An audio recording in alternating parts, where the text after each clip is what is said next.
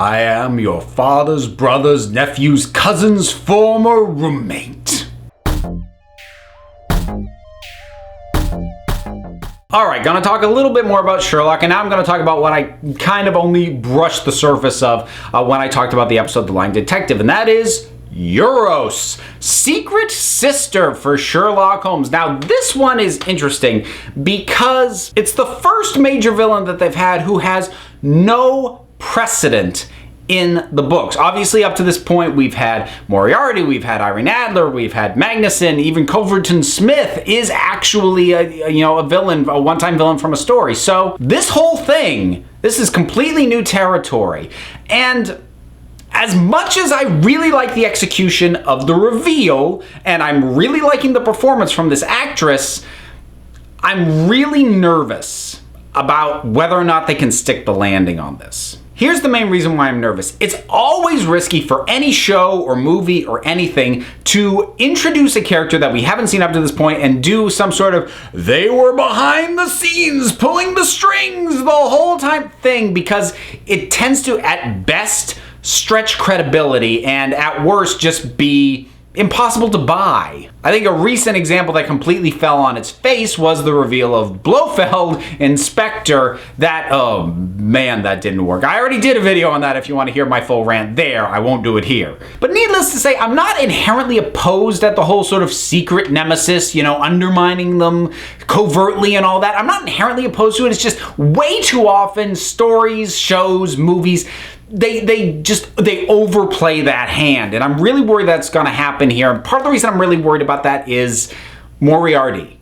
We still have not picked up on the Moriarty thread that was left, and there's only one episode left, which means that whatever we're getting has to not only explain and resolve Eurus, it also has to resolve Moriarty.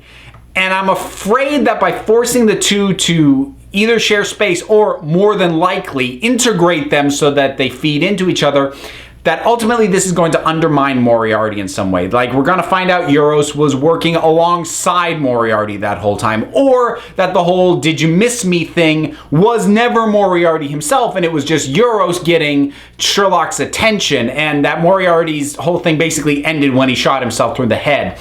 And either of those sorts of scenarios, I think, undermines Moriarty as a villain and sort of takes away some of what we loved about him, which was that he did think that far ahead and he was that much on Sherlock's level. And if suddenly he had a partner who gave him a ton of insight on Sherlock, then, well, he was cheating and he wasn't the guy we thought he was. And I don't want the show to go there. And I'm kind of having a hard time in my head thinking of anything that they can do that doesn't involve that sort of thing on some level. Now, to be fair, the writers of the show are much cleverer than I am. So I'm not saying that there isn't some way to do it. I'm just saying I can't think of it. And I think they also are potentially going to have some trouble explaining motivation for Eurus besides just sort of copping to she's psychotic. I mean, which I suppose could work, but I mean, the fact that Sherlock did not recognize her, and yes, I grant she was disguising her voice, she had glasses, she probably had hair that he had never seen her in before, and he was whacked out of his mind on drugs. But regardless of that, the fact that he didn't recognize her at the very least says he probably has not seen her as an adult. He probably has, if he has any memory of her at all, it's from childhood.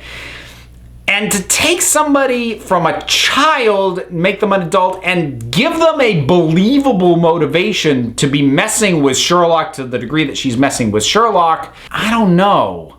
It's really hard to come up with a reasonable motivation for that. That isn't just, she's crazy. Because kind of, honestly, we got that a little bit already with Moriarty. Yes, Moriarty had things he was trying to accomplish, but this show did its version of cause he's kind of crazy with him already. I don't want to do that again, because again, that would devalue both because it becomes a retread. But we'll see if they can pull this off. As I said, within the confines of the episode The Lying Detective, thought it worked terrific. I thought the performance that she gave was terrific. I love the way the reveal is handled. I think it is excellently executed. But what it implies that what they may have to do to explain how we got here, those possibilities make me nervous. And I'm really worried about them sticking the landing, because there's a pretty good chance that the next episode is going to be the last episode of Sherlock we ever get. Or at the very least, the last one we get for a very long time. And they better not end on another cliffhanger, because they've all said, like, we don't know if we can get everyone together to do any more. So they need to wrap up everything pretty firmly. And I thought going in they were just going to have to wrap up the Moriarty stuff, but they're going to have to now wrap up that and this whole thing that they've just introduced that has big implications and could get really overcomplicated really easily. So I am crossing my fingers. Right now, this series 4 it's been up and down. Really didn't like the Six Thatchers. Really loved the Lying Detective. So will this one keep the trend of that second one? Is it going to split the difference and just barely pull it off? Is it going to fall down? I don't know, but we will find out when it airs, and I will absolutely be there when it does. So, whatever your thoughts on everything I've just talked about, if you've got a theory on Eurus and maybe how this will all work that you want to share with me, you know what? Drop something down in the comments. Let's talk about it. Don't forget to like, subscribe, hit that little bell down there so you get notifications. Check me out on Twitter at Council of Geeks. Give a listen to the Council of Geeks podcast, available on iTunes and Stitcher. And until next time, this council is adjourned.